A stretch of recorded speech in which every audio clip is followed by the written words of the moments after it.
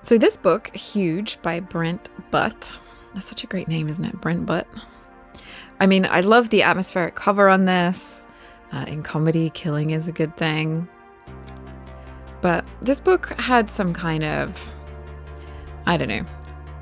Let's get into it. So this one's set in the mid-90s on the stand-up circuit. A trio of comedians set off on tour of smaller comedy clubs across Canada. Dale is an old hand at the job who needs some extra cash.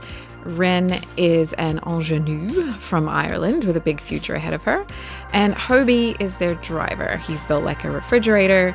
He wants to make it in comedy too, but he's just not very funny. He also seems to be enacting some kind of violent revenge unbeknownst to our two heroes. As the blood starts to spatter, can our heroes survive?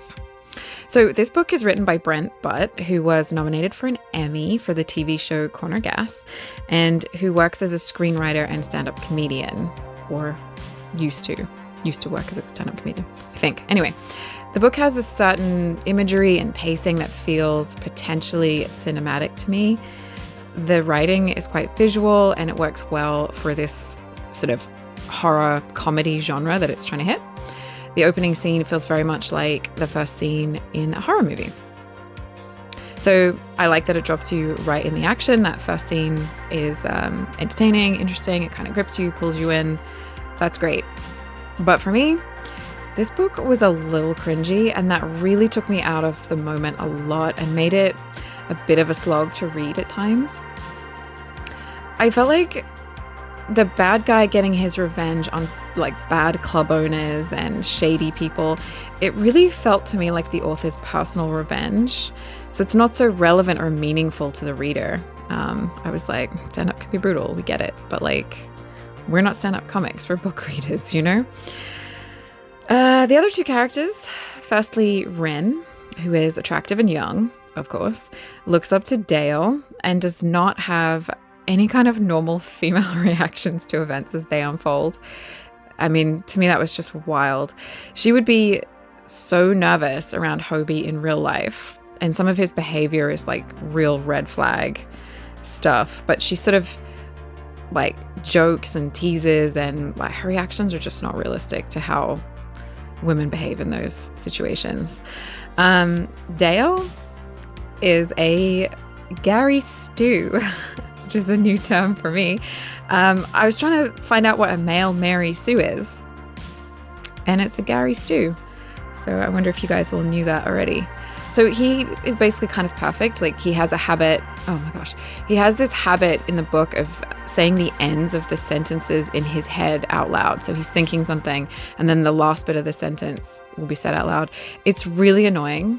I think that might have actually worked better like on screen. In the book, it's kind of clunky. But yeah, his character, his wife left him, no fault of his own, of course. His daughter is disappointed in him. He always lets her down. And yet somehow she's his main motivation, which begs the question as to why he lets her down so often. In one scene, he's so professional that he turns a crappy job into an amazing set, and everybody loves him. And the cute, younger female bartender throws herself at him, but he politely refuses. It just feels so like on the nose, cheesy, just not realistic, too perfect. I don't know. Just it's got nice guy energy. This character tends to not like other characters who put women down or make sexist jokes, but he makes jokes based on people's appearances all the time, including calling one woman a steamer trunk because she's fat. So he's kind of this one-dimensional kind of character that the author clearly thinks is like, this is a good guy, you know? But he really just kind of doesn't seem that nice. Like, he's kind of horrible. It's odd to me. A book written by a comedian should be funny. The scenes of the setups for the comedy sets feel like we're watching from the outside. We're not getting drawn into the internal world that much of how it feels to be up there, doing the set or whatever. We're getting a description of what it looks like. Also, the jokes that the comedians tell are really bland and not at all funny. I felt like I was reading a description of what stand-up looks like rather than a story about it. What I did like was the plot and the pacing. That's something that is always really gets me. If the pacing is off, it just makes for such a slog to get through a book like that for me. This one moves along at a nice pace, and there was a shift in gears to higher tension at just the right moment. So I really liked that.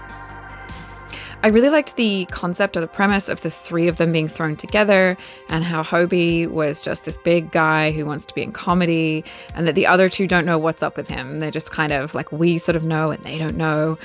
The killings were not too gory, but just right for the tone of the whole book. I think this part or aspect of the book works really well. And if this was a movie, I would probably watch it. I did think the ending could have been tightened up a little bit. There's a scene at the end where we get Hobie's backstory, and it just feels irrelevant. People have been a lot worse than him who had better childhoods. So this kind of, oh, he had a rough childhood, now he's a murderer. It's really not the motivation that the author thinks it is. So that just felt kind of lame. And he's not our main character. So honestly, it just felt like, I don't care. Like, this guy's not the main character. I don't care why he's doing this. A lot of this feels kind of tacked on and not important. Also, while Hobie has his sort of final scenes, Rynn and Dale appear to just be sitting there. And I think it's almost like a whole chapter where I'm like, okay, so all this stuff, Hobie's doing all these things, they're in the room, and it's like they're just given nothing to do. And there's no way you would just sit there while these things unfold, So, yeah, I guess they just sit there and wait till they're needed for the story again. And that just kind of stuck out to me. So, in essence, they say, write what you know. Clearly, our author knows this world, but there's no excuse to bore me with it.